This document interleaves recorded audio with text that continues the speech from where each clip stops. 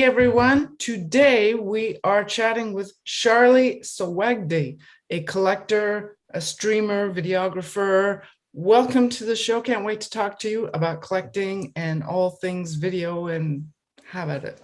Welcome to the show. Thank you for having me. Hey, how's it going? Good to see you ladies. Always a pleasure. So whereabouts in the world are you, Sharley? So I am located in a city called Brighton, which is the Metro Denver area. I've grown up in Colorado pretty much my whole life. It's beautiful. If you've never been here, I highly recommend it. And if I know you through the group, if you ever make it to Colorado, I can promise you I will show you some lovely places in Colorado.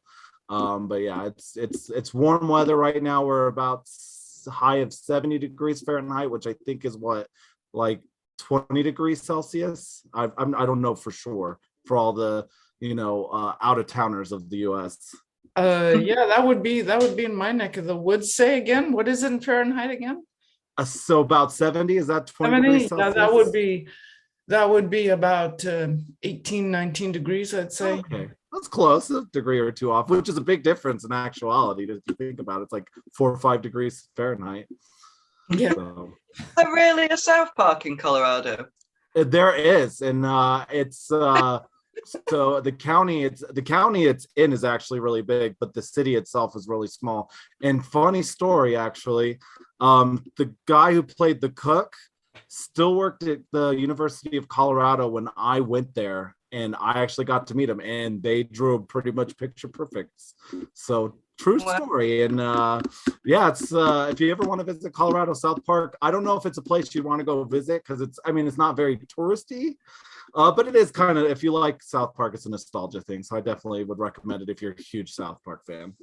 Kind of fun. A bit like going to Paddy's Pub if you like Always Sunny. Exactly. Oh man, that's a good show as well. Oh, yes. Go to that world and have fun. How fun would it be to be one of them? Just get to like mess around the whole time and just do stupid stuff and get away with it every single time. Have you seen one of their writing sessions? Like, I watched a South Park writing session and they're just laughing their head off all the way through. Like, yeah. What a job. Have you seen the new season? I have. Yeah. Oh, no, I'm always up to date with South Park. Yeah. No, I like the COVID specials that got us through COVID. Those were pretty spot on. If you like good humor, I recommend watching it. Oh, I'll have to go check that out. I haven't shamefully never seen South Park. Yeah. Well, what are you watching, Ingrid? Well, I actually just fell in. Well, of course, I'm watching Obi-Wan and all that, but I just fell into Twin Peaks because my daughter suggested that. What the bleep is going on with that show? My God, but that's weird. Have either of you watched that? Oh I yeah, actually don't. It's amazing. I love it. Like, I could not, from first episode I was hooked. I just went through them all. I went in with expecting nothing because my daughter just said, "Hey, would you like to watch this?" And I was like, and then the something McLaughlin or whatever is Kyle McLaughlin, who was in the original Dune, of course. And I was like, oh, okay, I'll watch the first. And it's like, what is this? All the characters are the weirdest. I mean, it must be like something like South Park. Every single character is weird, strange. Have you met check it out? Yeah, you should check it out. Well, I'm up to episode 5 now, but even so, it's like, oh my God, what the hell's going on? I don't know. It's really crazy. How chill is that music though when it comes on? Oh, it's like this underground jazzy type of thing. It's really weird. It's like you're walking into a dream. Then the dream that the detective has, he has these dreams. Oh, you must see the first episods. I can't. I promise you, because of you guys, I will definitely be watching it. You guys are talking it up. I love anything that's a bit strange, to be honest. It's just more fun and interesting for me. There's not a boring character. I mean, even the dead body is interesting. I mean, Wow, it sounds very in depth. It sounds, kind of like your guys' art. Very in depth. There is definitely a sense of humor all the way through it. I mean, it doesn't take itself too seriously, but at the same time, well, he's just weird. I don't know. And anyway, so back to the topic. I'm really sorry. No, I'm the one that asked. It's totally my fault. How did you fall into collecting? So I started collecting like, most kids, 5 years old. You go to Walmart, go to Target, you want to buy packs of cards. So I started, obviously, sport cards were primarily the thing. So, got into it from like, 5 to like 25 years later. When I was like 30, I collected sport cards, primarily football. I was a huge football fan. I'm a huge sports fan. You can see I'm wearing an Avalanche hat in support of our big win yesterday against your Edmonton Oilers. But I've always been a huge sports fan. I played sports growing up. I watched them, went to all the, in Colorado, we've always had every major sports team. So collected sport cards. Then when the market got really expensive, I honestly couldn't afford it as much anymore, especially the cards that I wanted. So I started branching out to look for other things. And that's when I found Star Wars cards. And then from there, I just opened up a few boxes I found through retailers.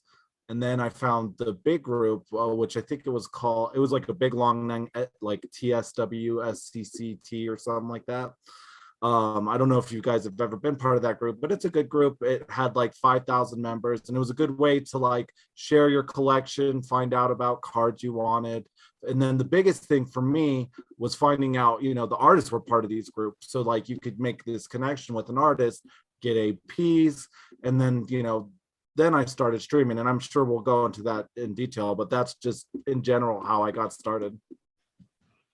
I love the Star Wars collectors group. Like you say, there's plenty of people in that, and it's just lovely just to be able to meet the people who like your work. Just the same as it's cool for you guys to meet the artists. Like, oh yeah, and it's just great how social media has made it so readily available to like connect with people. Because before, you'd have to go to the your local card store, which was a lot of fun, don't get me wrong, but there'd be like 15 people there that collected sport cards, and then of the 15 people that you would trade with, maybe one or two had cards you wanted.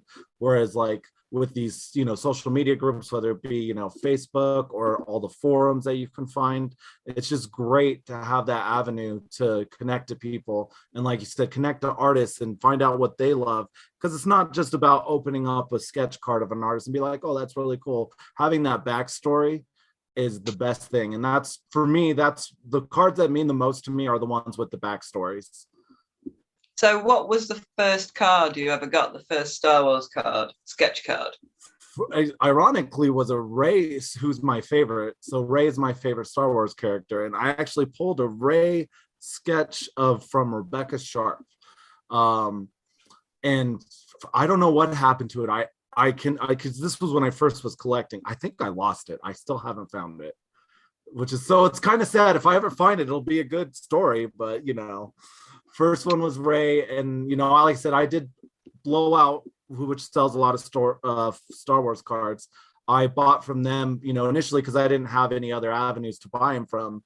And they had at this time. This was before COVID, before prices had like skyrocketed up, so it was affordable to get a box for $50 instead of $250 like it is now. Wow, that's crazy how the prices have gone up. For those who are listening to this, unfortunately, you can't see the amazing collection he has behind him. I promise you, eventually we'll get there. I'll show off if people want to see. I will show. I'll show off at least. Here's the first one I'll actually show off. So this was actually given to me by Lindsey out of the blue. Never asked for it. She was just very sweet. But so this one's not. This is upstairs. It's my cat Habibi, who is actually here downstairs with us. He's in the corner. You can't see him. But one of my favorite cards, and my wife loves it so much she doesn't let me keep it down here. I got to keep it upstairs so we can show it off up there. So I had to bring that one down here. We called it Habibi 8. Yes, yeah, exactly. It even says it on that Habibi 8, which is so cute. Oh, that's so cool. It's adorable. It's so clever, and it was so thoughtful. Again, one of my most favorite cards I have in my collection. And you know what? I go ahead. I want to show off your guys' work because you guys are amazing. I'll show off the cards I have of yours. Let me see if I can switch, which I can. So I have, I think, 3 Ingrid Hard sketches. So here's the first one. Yeah, I remember that one. Okay. Yeah, we Oh, can here, see let's that. get this one. It's upside down. Sorry. Oh, there we go. Yeah. Oh yeah, I remember those. Wow. Yeah, that's what, 2 years ago, a year ago, 2 years ago. They are so atmospheric. They're just beautiful, your work, Is Ingrid. this holocron? Does that? I think that's holocron. So which was like a year and a half ago. Yeah, a year And and a half. then here's one of the Lindseys. I don't know if you remember doing that, Kyla. Nice. That was from the second set I ever did. Star Wars Saga, right? Time I tried color. Yeah. Oh no, you did great. I love everything that I have of your guys'. And then this one here. Let me move the light. You remember doing that one, Ingrid? Yes, I do. I do remember doing that one, The Force Awakens. Oh, it was a big deal when we got invited to that set. Oh yeah, and then here's one more of Lindsey. Oh, I like that one. That's a great one. The same set as the other one you did. So it has that same feel to it, which is, I actually really think it's awesome. It's gorgeous. And then I have one more of Ingrid's to show off. I just can't remember where it is. See if I just love the way you have exposed all these cards from everyone on your shelves. That's an excellent idea to do it that way. Oh yeah, no, I highly recommend. And this is my big thing to people who are either starting to collecting or have any idea. Display them loud and proud. I have friends over and they're always like in awe, and it's fun because it leads to like different stories you can tell. People who might not collect Star Wars, and you get to like kind of bring it to life for them and stuff like that. So have you ever Go ahead, I'm sorry. I love that painting behind. Oh, please. Yes. Oh my gosh, where'd you get that? So the artist, I found it on like Google Images, and I tried to find the artist, and I finally found him on like just this little forum. So this is just a print, but it's one of my favorites. And this was when I first started collecting that I got that. So I'm a huge Rilo fan, so I love the ending of the Skywalker saga. But yeah, this is my Rilo wall. And I'm trying to remember, I just want to show off one more card of yours, Ingrid. I just can't remember where it is. I'm so sorry. I feel awful. All right. So many. How many would you say you have now? Displayed, I have about 250 sketches and about 125 autographs. For those who are listening, I highly recommend that at least for this video, go find this episode on YouTube, because this is really something to see. It's worth watching. That's really nice. I'm like right in front of it. I just can't find it. Have you ever invited someone who does not even know what sketch cards are to look at all of this? Oh yeah, and I love explaining what they are. I actually have tons of friends that I work with who don't know what sketch cards are at all, and to be able to explain like how different artists do different things is like one of the most fun things to do. I don't know why I can't. I'm sorry, Ingrid. No, please, it's all right. We're having a great time seeing everyone's work. Oh. It's stunning.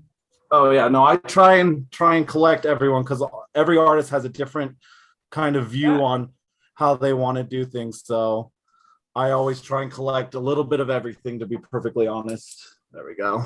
Perfect. It's the variety of styles I find and interpretations that make for such an interesting collection to show. Well, yeah, and well, I mean, not to brag about you, but like your style is pretty different than a lot of the other artists.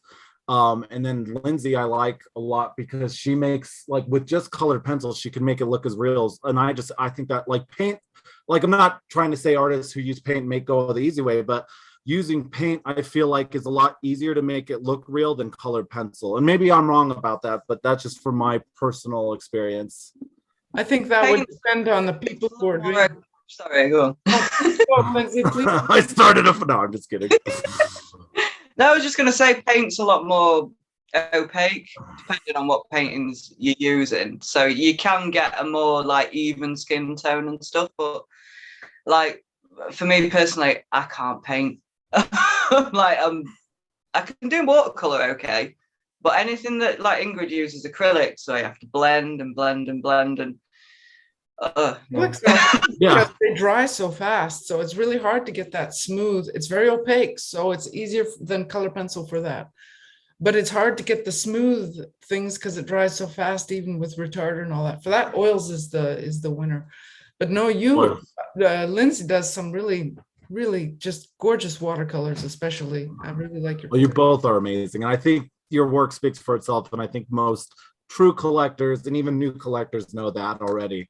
Anytime they see, Lindsey Sterling or Lindsey Grayling, I'm sorry, or Ingrid Hardy on the back of their sketches, I'm pretty sure they get excited. So. Oh, that's lovely to know.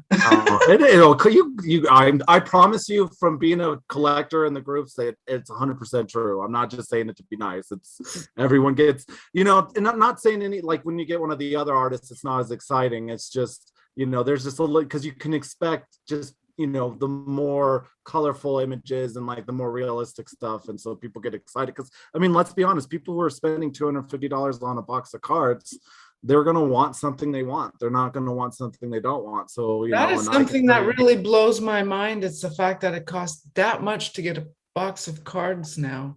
That's pretty crazy. Yeah. So it has, like I said, being in the market since I was 5, like legit, I saw it happening with sport cards. And with sport cards, it's actually worse than it is with Star Wars. People don't believe me, but it is like the same type of box of cards. Like, let's say that Masterwork costs 3 times as much for a sport card box than it does in Star Wars. So a $250 box of Star Wars cards, similar concept for basketball or football, is going to cost $750, maybe $1,000. So it could be worse. It could be worse. And it all has to do with just social media, being able to have readily access available to like go buy things. And, like people, when they pull a big card, they get to share it. And that like makes people want to chase even more. And then you have the people who are just trying to buy the individual cards. And what happens is like, it's an investment. So I spend $100 on a card today. If I know like in a year, it's going to be worth $200, I might be willing to spend $150 on that card now instead of $100. And so that just progressively has gone up. And that's why we have, such, true bloggers, people who do streams about this, they talk in depth about it, but that's just a general idea of why Star Wars cards, pop culture cards, and sports cards are so much. I think collecting picked up over lockdown as well, didn't it? Because people weren't spending the money on going out and having days out and things. So put money in my pocket and exactly. And that's why you've also seen a little bit of a decline for sports cards, is for that exact reason. What you nailed is people now are going back out. They have money to spend. Like Star Wars Celebration came around, just a week ago. People had to, save up for that. So people weren't buying as much Star Wars stuff, for that reason. So speaking of, I have a question for you. Are you excited for Star Wars Celebration next year? It's in the UK. It is. Well, I'd really like to actually have a try at getting on the artist alley this year. I've never tried before. But you should do it. It's in the UK. I can actually go if I get in. Yes, exactly. I'm not even sure about the process. Like I know literally nothing about it. So I'd love to get someone on to talk about the whole Star Wars Celebration experience and what they did and how they went. Not to brag about a Colorado person who lives in Colorado. Jonathan Beastline was at the Anaheim one, so I would reach out to him. You two, maybe you can interview. I don't know if you already have. I've been trying to get him. He's a bit shy. Oh, I've only talked to him obviously in messaging. He's a great guy. Highly recommend it. I think I'll try and put in a good word if that helps at all. He has said yes. I think we've both been inundating him with messages and stuff like that. So he's probably going to crack because we're just after him all. Yes, get him. Go get him. Yes, he can blame me. I absolutely adore his work. Like, if you look closely at his stuff, it's so careful about where he puts every single line. And if you're just scrolling fast, you're not going to notice. Oh yeah. You really do have to like look at his work carefully to see how genius it is. Beautiful individual style. Yeah, no, and you can tell how detailed he is by the way he does his beekeeping. I'm serious. He's very detail oriented. Like I've followed him through his beekeeping in Colorado. He's just phenomenal. And so no wonder why his art is so great. Oh, do you know I kind of miss on the Star Wars cards? I love it when the group pops up older cards when they could have a style, and like Katie Cook and all those kind of ones. Oh yeah. Oh, yeah. Oh yeah. I'm so gutted that I missed out on being able to do that, because I only started, 2018, 2019, something like that. And by then it was already photo realism preferred kind of thing. Yeah, but there's there's a lot of collectors out there like your peepers. Like I think I don't know, like have you tried or considered doing that on an official stock card? I've considered. Thing is, we're not getting much back and forth at the moment. So if that picks up, I thought, well, maybe I can send them a scan of some peepers and say, can you show this to LucasArts and see if they would approve this kind of thing? Because there's no point me doing it and them not getting approved. Yeah, but personally, I would highly suggest that you don't just do it. They might get through, but they really don't like it. It's the movie studios that really want, they want it like that. So the company very often doesn't have the card company often doesn't have a choice about the style. Very often. Yeah, no. What do you think? I think just my opinion, this is just my opinion. I think that's very not good for collectors, because there's a lot of collectors out there that love that stuff. Myself. However, there are the smaller companies. There are some smaller companies that do sets that are a little bit more flexible because of the kinds of licenses they choose. And then you also have many artists who will do their own series of cards with their own style. There's no problem for that. So if collectors really do want to support some of the artists, they can collect the ones from the official sets, but they can also support the individual artists by buying directly from them. And then the artist can do in the style they want. They don't have to stick to. Yeah, like BB-8, like this guy. There you go. Yeah, get the that PSTs. Probably would not be allowed on a set, unfortunately, because it's just stunning. But you can get it directly from Lindsey. You can do that. I never got the pets thing up and running. Like, I've been so busy, I haven't had to come up with new things to do. But I'd love to get back to doing some Star Wars pets. Was it actually Marsha's cat I drew as well? Yes, it was. It was the orange tabby, right? Orange and white tabby. I remember that. That was a good one too. I loved it. A little mouse on a chain. Oh, instead of so cute. I wish I had a photo of it. I don't have it anymore, but yeah, no, that was, I remember getting those two. I was like, this is impressive work. So like I said, I think it's great. I'm shocked, to be honest, that the licensing wouldn't allow something like that, especially like, not, dogging on any of the artists out there at all, but some of the stuff they do put in the inserts, like I feel like your peepers would be okay doing as well. It depends. Well, we'd really like to have some art directors on who talk directly about their job, but I've spoken to 3 of them so far, and all of them say that they are not allowed by the companies to talk directly and specifically about their job for that company. So a lot of people are really bound and beholden to rules, and it's really not their fault. I really hope that people don't get down on many of the people who work for the companies. It's most of the time it's really not their fault. They have to follow the rules, but there are ways around it. You go directly to the artist. There are also smaller companies that get licenses that are a little bit more flexible. There's something for everybody. Really. Well, the good news is, like, doing podcasts like this enlightens the average collector who doesn't know that, and who might get upset about a certain artist not being able to do something that they love, and they're like, why are they not doing this? Now this will over the 16 years that I've been doing this and working for a bunch of companies, it's made me really sad to see how some people get really how do you say people get a lot of grief for not doing this, not doing that. Why does this company put out that? Why is it we don't, and I didn't even understand why there were certain cards let loose on the world and why they were not and all that. But talking with people and just letting it go a little bit is very informative and I'd like to think it creates a friendlier environment.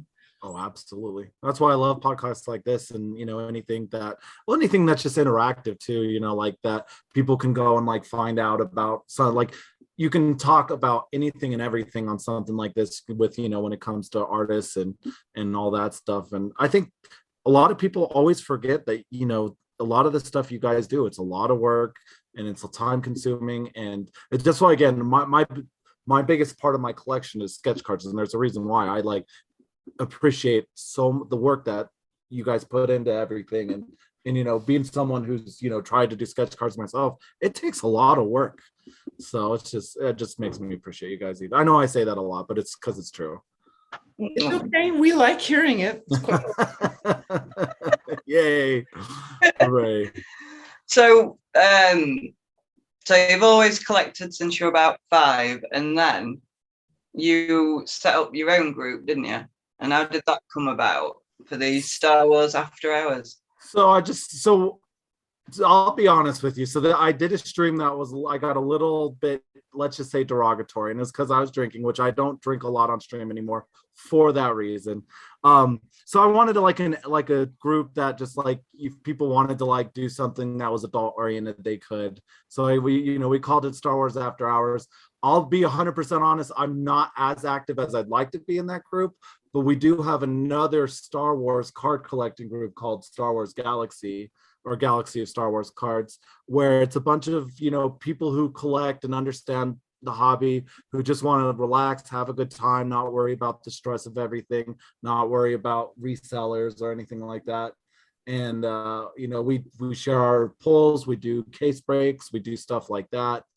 And then we also have a group called Canto Bite that I run with Tyler, where we do case breaks for fans, and we do them for cheaper than, some of the big retailers, where they're trying to make a business, where Tyler and I are just trying to have fun, make collectors have an easier access to the cards and stuff like that. And that's been really fun. Tyler and I don't know if you guys know Tyler Timmerman. I know you two do, but anybody who's watching, he's a big staple of the Star Wars card community. He's been doing case breaks for longer than I have. And we've just had a lot of fun doing it, pulled some fun cards for people. And actually, one of my favorite stories is actually a card that he pulled for me in one of the case breaks he did. Do you guys remember 2018 Galaxy? Yes, I do.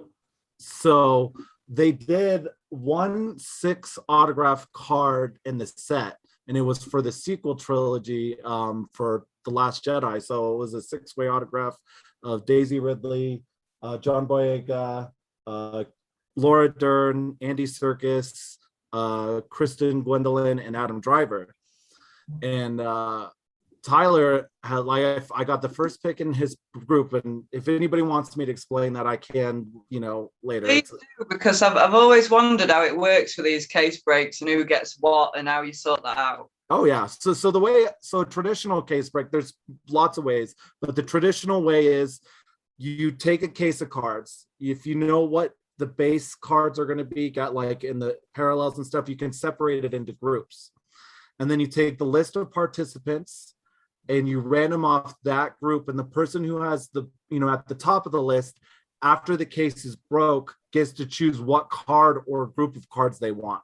And then once they pick that, then the next person goes, but they can't pick what the first person had because they obviously took it, and so on and so forth. So when you have the number one pick, you get to pick the number one card that's going to be in that case. It's not always the number one value card, because you might take a card you like more, but it tends to go value based, just honestly. So how do you determine who is the number one picker? So there's multiple ways. Most breakers and most streamers will use a website called random.org. It's true. It says it's true randomless, so it uses algorithms that are unbreakable to randomize these people's names. So usually it's around anywhere from 10 to 16 people in a group.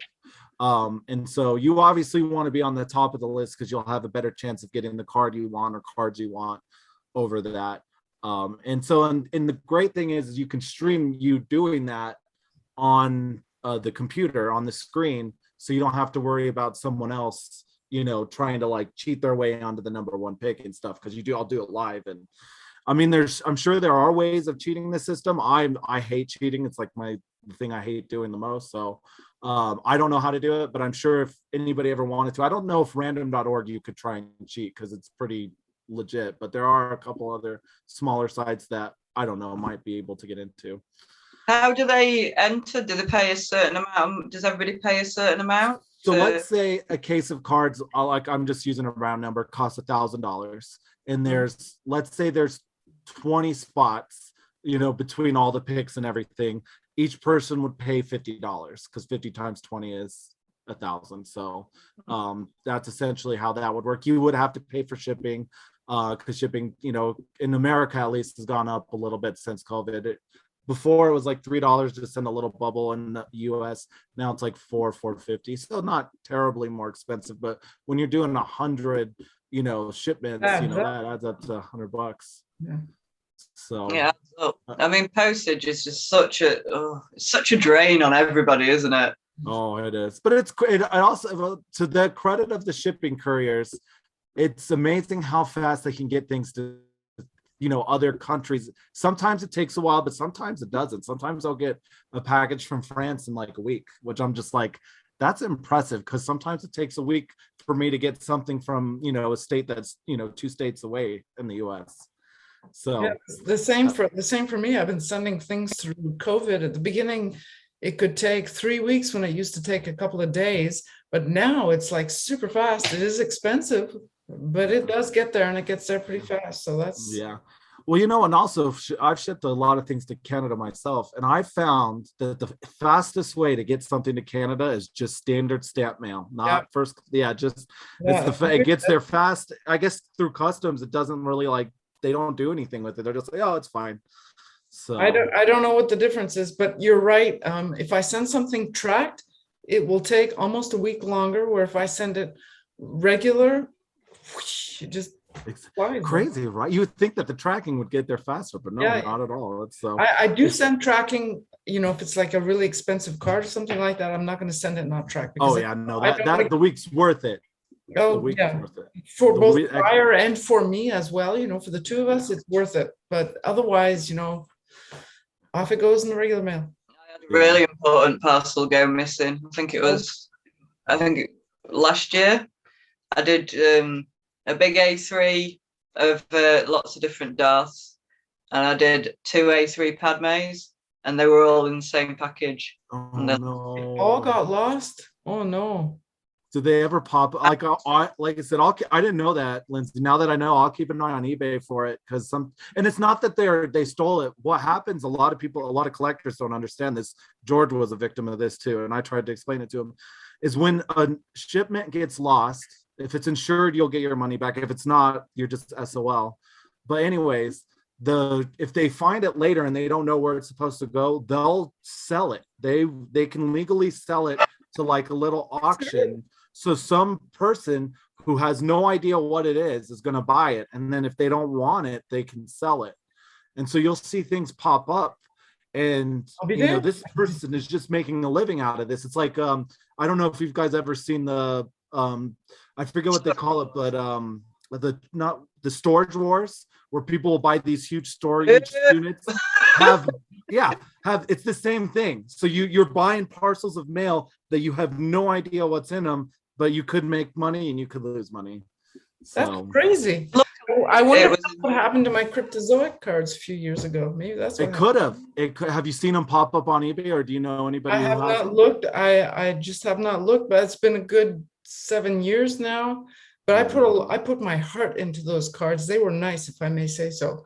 And they just someone might have bought them like 7 years ago when they got lost in the mail, and it might have divvied them out. They might be in their own storage somewhere. You just never know. That's but because eventually I really believe that all packages get found.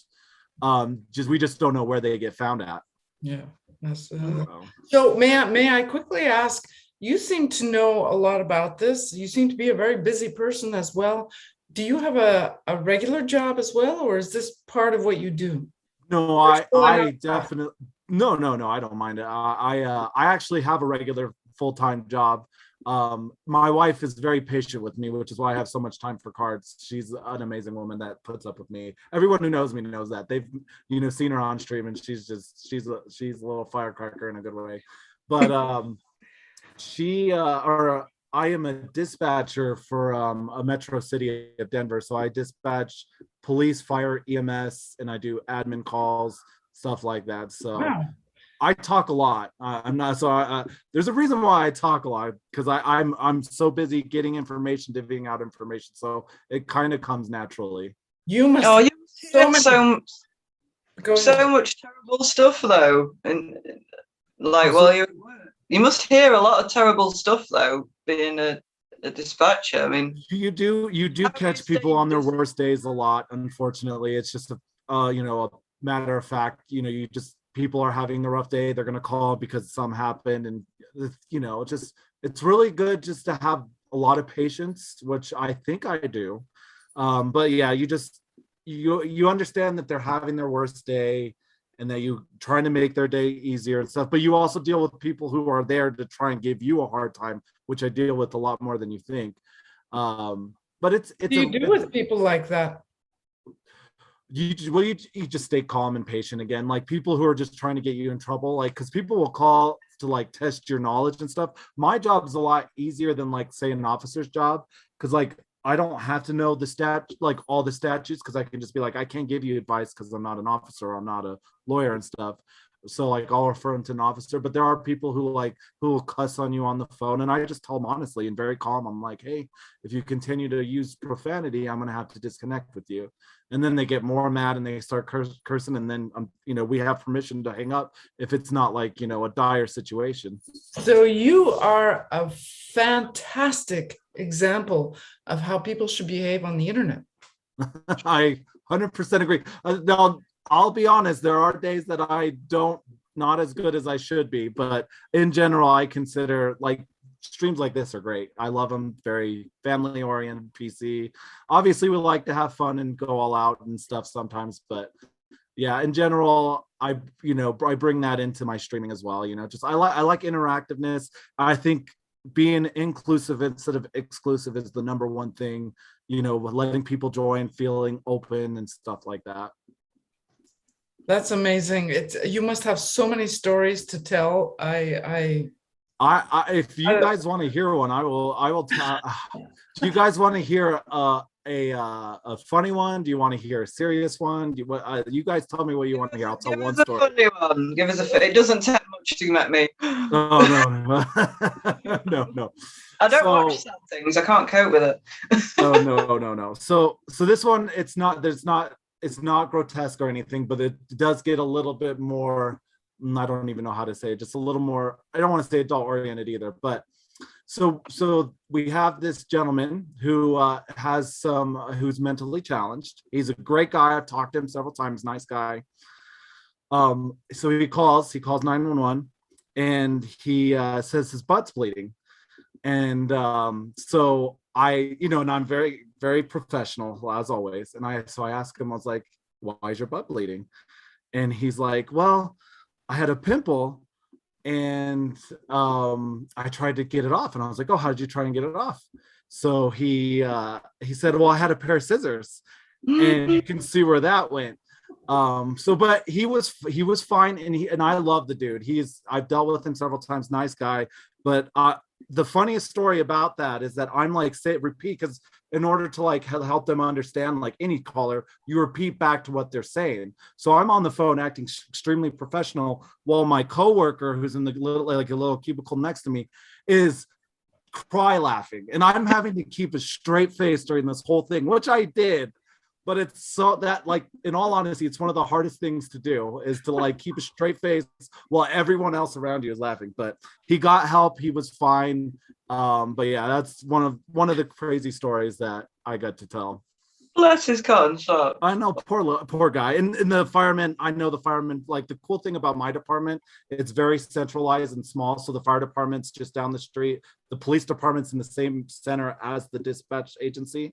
So I get to talk to all the firemen and officers, and so I got to talk to them about the call, and they said, yeah, he was fine. He was, and the thing is, like, he's a functioning, like, mentally challenged person, so he lives by himself, which is why something like that would happen. And he's an adult. He was, I can't tell you how old he was, but he was, probably somewhere around our ages. Okay. Mhm. So do any of your coworkers know that you collect? Do they realize you have a problem too? That's the perfect word for it. That's exactly what they tell me too.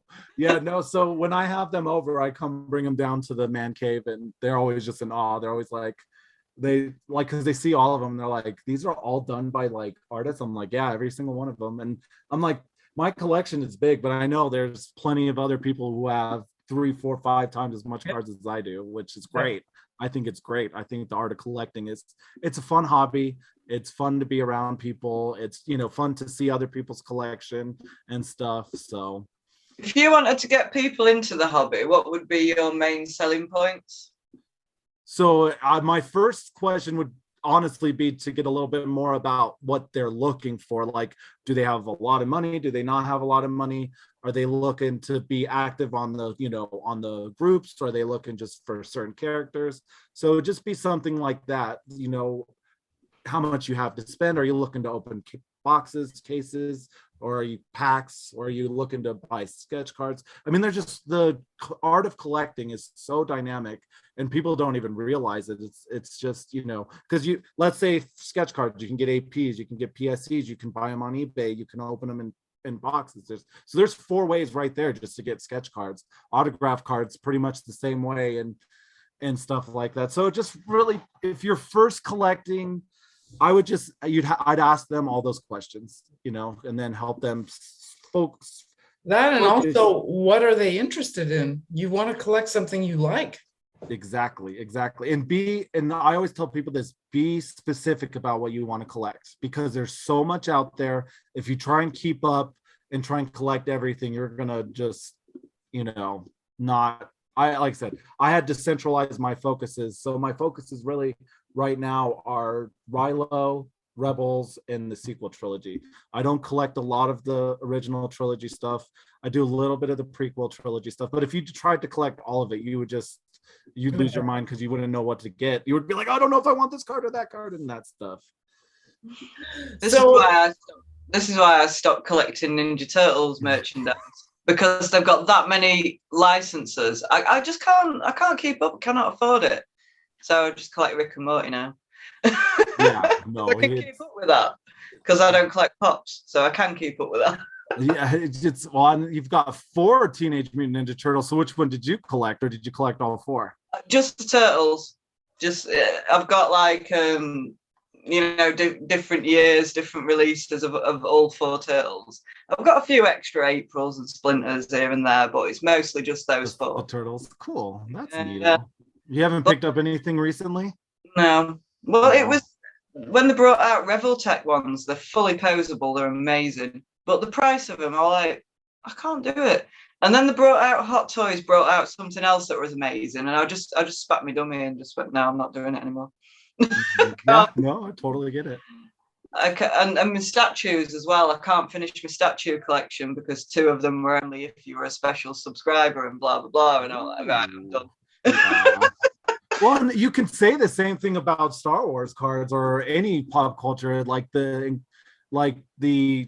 small print runs of everything. It makes the card more, or make the figure, or make the piece more desirable, which is why I love sketch cards, because there's so many of them out there, and you don't like, if you don't get one that you really, really want, there'll be one that, will be close to it as well, and stuff like that. I'd love to get, oh, sorry, Ingrid, go on. No, please. It's just, you've brought up the topic of pop culture several times, and that's something that I'm been fascinated in since I knew what a TV was. What do you think about the effect that pop culture has on society in general? I mean, you obviously think a lot about it. I'd love to hear what you think.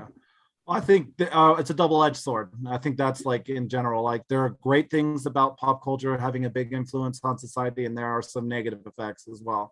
I think the positive effects are, is you got a lot of, actors, actresses, and the shows that like give children someone to look up to.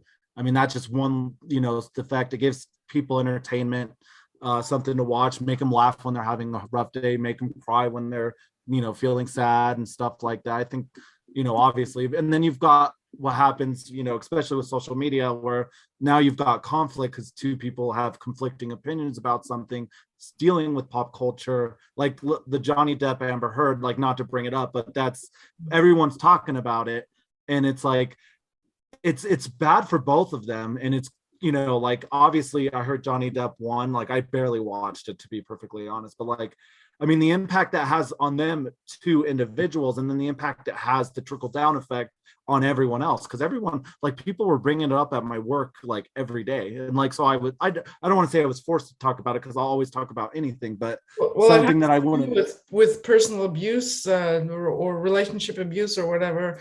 And like, again, like you just said, I certainly don't want to bring all that up. I mean, we don't know what went on between them. exactly. Not only that, the two of them are filthy rich. It's not like regular people who are stuck financially and are stuck in a damaging relationship. I'm sorry, I just don't have that much sympathy for those two. I hope things go well, but I don't really care as more than that. But as you say, it does have a trickle down effect.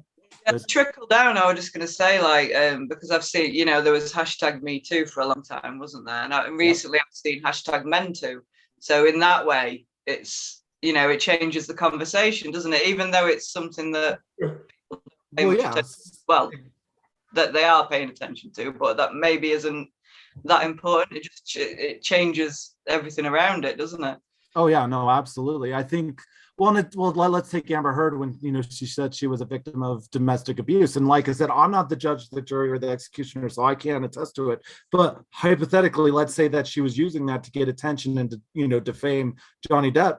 And like, that's bad for so many people, because the people who are actually struggling with abuse, they're like, oh, this girl came forward, and and now she's getting piled on because either A, she was lying, or the public media sees her as being guilty of lying. So why am I going to come forward when I'm not even a famous person and people are going to come to?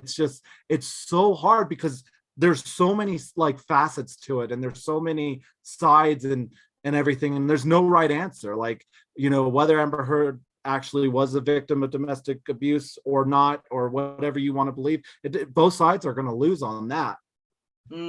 Yeah, totally.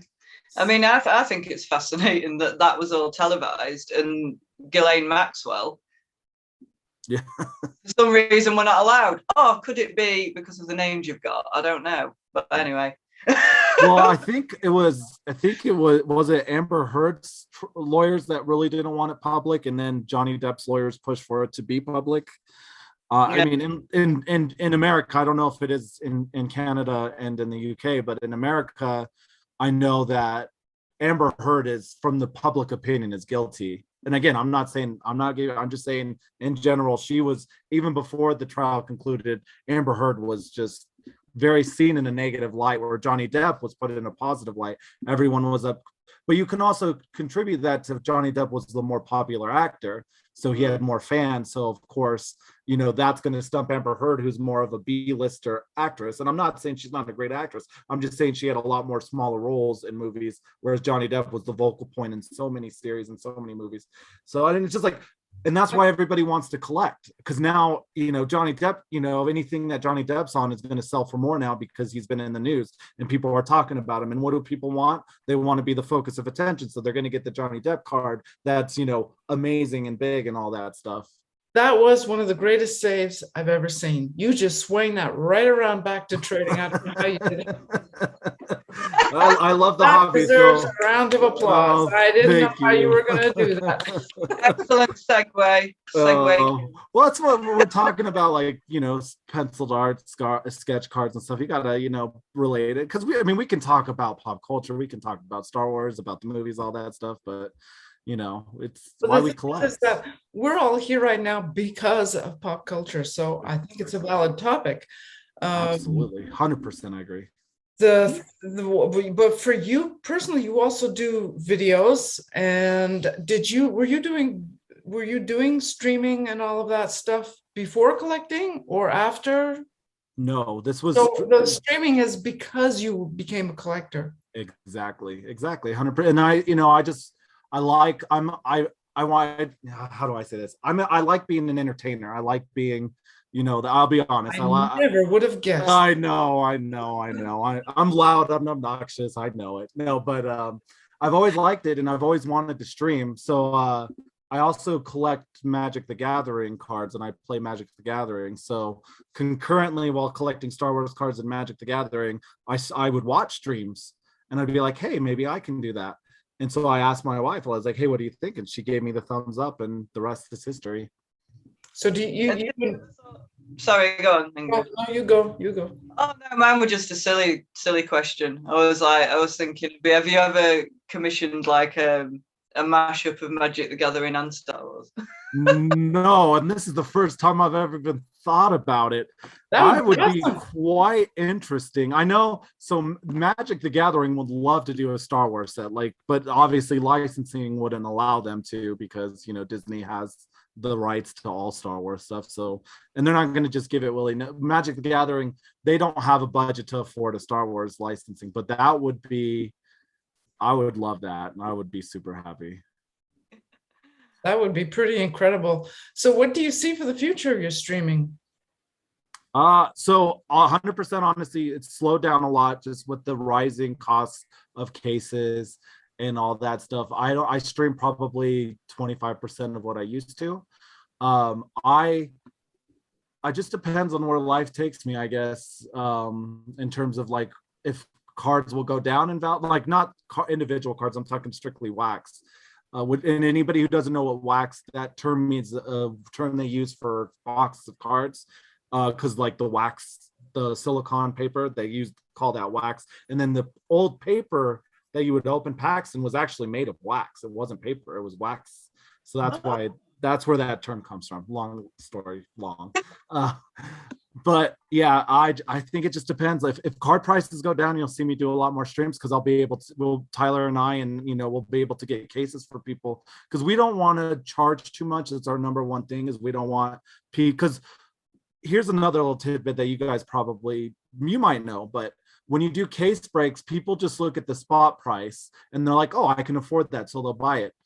But if you have 100 spots in a break, and the case is a lot of money, the spot price might be small, but the case price is a lot, and you're selling it for more than you should. And so Tyler and I have always said, hey, we're only going to do breaks that we feel are affordable to people, because a lot of people will buy into this and spend money that they might necessarily not want to spend, because they think they have a chance of getting a good card, which they do, but 1 in 100 is a lot worse than 1 in 10. You know what I mean? Yeah. Mm. So this is anybody wanting to buy all the spots just to get the case? Well, you could, but then you would just buy a case for yourself. That's the cool thing about case breaks, is that you get to see the whole case broken while not buying an entire case, which is, I think, so I've had conversations with other collectors who we contribute case breaks as the number one reason why cost of wax is so expensive. Because again, people buying a box of cards, let's say, is $100. Okay, buying into a spot of a case where the box is $100 is only $30, $40. So more people will buy into that than go buy a box of cards, which increase the sales of cases in general, which is why you have so inflated, no, I want to say inflated, but more expensive costs of cases and boxes. I have a feeling that people, there might be actually a few people who would be interested in being a part of something like that. Do you accept strangers jumping in on that? Yeah, as long as you're, where would they go to find out more about that? So Tyler and I's break page is called Canto Bite. Canto Bite, if anybody doesn't, if you're not a huge Star Wars fan, it's a reference to the Last Jedi. It's the casino that they go to. It's called Canto Bite, which I'm still planning to paint everything that was in there. Oh, if you please tag me if you do, please. I've been wanting to paint that since I saw the movie. I don't dare say how much I like The Last Jedi. Well, I actually really like the last 3 movies. I like them all. Hey, me too. I like them. I really like The Last Jedi. I like the concepts they put out, but I'm not surprised that a lot of people didn't like it. But it's just there's a lot. And I actually ironically have done a podcast where we discuss that, where we discuss like, why the sequel trilogy is so looked upon as being, I'd say it's 50-50. People love it or people hate it. There's like no middle ground to it. It's controversial. Which I really think is a good thing, because if everybody is down the middle and it was, that's not a good sign. But if people actually really like it or really hate it, it means somebody said something in the movies, and that's a good thing. Yeah, well, and Ryan, I don't know if you know Ryan Johnson as a director and producer. His movies are always that way. They're very, I don't want to say off the wall thinking, but it's definitely unique in the way he does movies. I thought that was a good thing for Star Wars, because too much in the same thing. No, I thought it was great, and I really liked it. But and I think to your credit, I think a lot of people like movies like that. It's just the problem is you've got a lot of people who grew up with the old Star Wars, and they want the new Star Wars to be like the old Star Wars. But when the new Star Wars is like the old Star Wars, then they don't like it because it's too much like the old Star Wars. Well, then you got exactly. Even the thing is, like, I love to embrace the differences. Wait, what? I missed that, Lindsay. What? Right now. You took. I'm just keeping my mouth. Oh no, please go. I didn't mean to interrupt you if I did. I'm sorry. No, I wasn't speaking. I'm just letting you two chat about it. Oh, got it. Well, what's your opinion, Lindsay? What do you think of the comparison between the oldest, the original trilogy and the other ones? Well, obviously the original trilogy is always going to be the best, isn't it? I mean, that's just my opinion, though. I adore the old trilogy. I don't know. I thought they were okay. Like, I'm not a love or hate with it. I'm like, yeah. Oh, you are down the middle. Down the middle. Yeah. It's okay. They're very rare and hard to find down the middle sequel trilogy likers. I'm a bit of a centrist, me, anyway. I like to see both sides of you, but I like the way they brought back the scene changes, with that kind of thing. Oh, what do they call that? What do they call that? Because that is very Star Wars. The crawl. Are you talking about the crawl? Yeah. Well, not the crawl in the beginning, but the way the change. The scenes change, like and then the new scene over there. Do you know what I mean? Oh yes, I do now. I know. Now I know what you mean. Yeah. With the very first sequels, they came out the early 2000s, wasn't it? That was completely different. That was, and again, they were all right. But I think I prefer the later ones than those ones, to be fair. That's fair. Do you like that style of producing the Star Wars films? I like that. They changed the style and made it a bit more, Yeah. It's like the Star Wars I remembered. But yeah. No, I don't dislike any of them, to be fair. Down the middle. Yeah. And I think that I like the differences, like the people, who don't like it and like it. I like it generates conversation people can talk about, and I like that everybody has a different opinion. I think that's what makes us human, is we all have we grew up differently, we grew up with different backgrounds, and so we're going to have different opinions, and I like that. And I think embracing and listening to someone else's opinion is very big to having a very calm demeanor and stuff like that. I would agree. I would totally agree. Also, well, I'm going to have to kind of slowly wind this down. No problem. I think all of us could easily talk for at least 3 hours more. I told you I'm a talker. I could go all night. Oh, that's totally fine. It's completely. We'll have to have you back on talking about specific card details or collecting, or maybe when you have more case breaks or something. I would have liked to have gone into a little bit of your video stuff. That would have been fun. But I think we're going to slowly. We're going to wind down for this particular one. Do you have any advice for new collectors, or anything you'd like to say to older collectors? So new collectors, know that you're coming into the hobby at its peak. That'd be my first tidbit of advice. So you're going to pay more than say an old collector did, 5 years ago or even 10 years ago or however long. But centralize your focus, find what you really, really want, and focus on trying to get cards like that. Don't be shy. Ask for help. Definitely there are a lot of people out there that want to talk and are not afraid to help you out, and we'll do it we're expecting nothing in return. Old collectors, just be patient and stay positive. If you can't afford the cards, just enjoy looking at other people's collection, and know that eventually, hopefully, that we'll get to stabilization of where cards aren't as crazy, which I do think is coming in the future. I don't know how long in the future, but I do think cards in general are going to start slowing down, which is, I think, good for everybody, good for the artists, good for the collectors, just because if you get, people are going to leave the hobby, and then the only people that are collecting are resellers and, a very small percentage of people.